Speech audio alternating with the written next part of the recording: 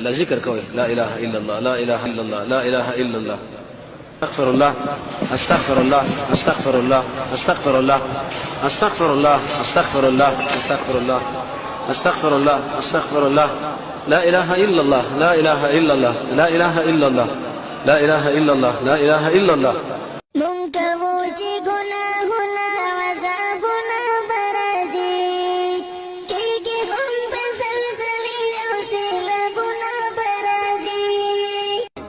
خلک هم دا خوښ نه ګڼي چې د هغوی د مور سره زنا وشي استدلال ورسره کوي بیا ورته ویلي افتحبه لابنتک لا اله الا الله ذکر کوي لا اله الا الله لا اله الا الله لا اله الا الله استغفر الله استغفر الله استغفر الله استغفر الله استغفر الله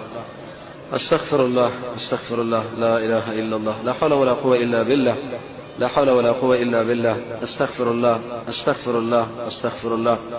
لا إله إلا الله لا إله إلا الله لا إله إلا الله لا إله إلا الله لا إله إلا الله أستغفر الله أستغفر الله أستغفر الله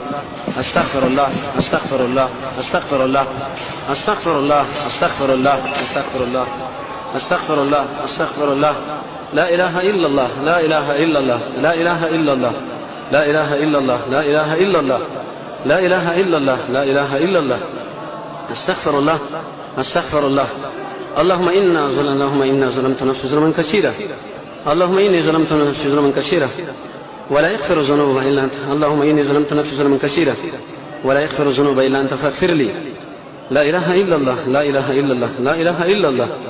لا إله إلا الله اللهم إني ظلمت نفسي ظلما كثيرا ولا يغفر الذنوب إلا أنت فاغفر لي لا حول ولا قوة إلا بالله لا حول ولا قوة إلا بالله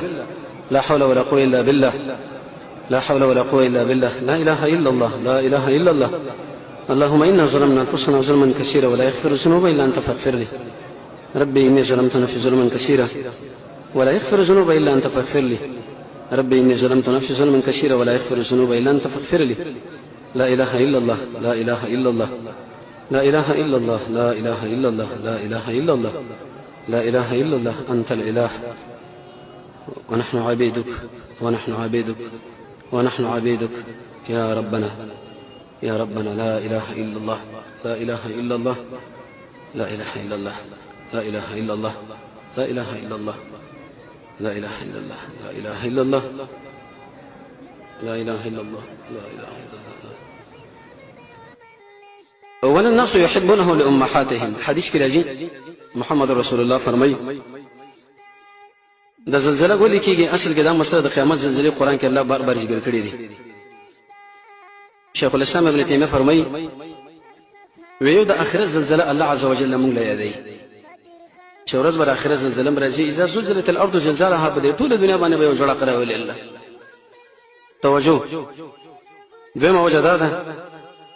الله عز وجل د خپل قدرت موږ له ښیي يهود بچي نصارا بچي نور خلک بچي دغه بلوي سي طاقت زمونږ د الله دی لوی زمونږ د الله دی چې زموږ اسمانونه هغه جوړ کړي درېمه وجه دا ده زمونږ ګناهونه زیات شي خاص کر زنا دلته زنا په باره کې دا خبره هم شروع ده زناونه چې کله زیات شي نو د قرآن او سنت نه دغه تعلیم موږ راکړی شوی دی چې ایسه به دې وخت کې الله به د خلکو زلزلې به راوړي خپش کول څه پکار دي کول بګی دا پکار دي چې انسان سره په لاس کې پیسې وي د محمد رسول الله د احادیثو معلومیږي هغه صدقه دغه وجه ده د دې په لاس کې چې کله غلام هغه آزادول درې موجوده موږ باندې ودرېدل درېمه طریقه کوم باندې به نه نو به د رسول الله د ارشاداتو معلومیږي ذکر زموږ بل هیڅ څوک نشي سوا د الله د قلاله تسلیمي پکار ده چې رب مو خو ډېر کمې زیته وکړي کوم د دې څخه لوړ بل ځای کې مرګري کبل ځای کې سورہ رحمان کې څنګه الله دا فرمایي وی کده اسمانو د زمکه د کینارونو او تخت ازمان او تخت اخر به چرته ځي هیڅ شرط تللی شو اذا دكت الارض دكا دكا وجاء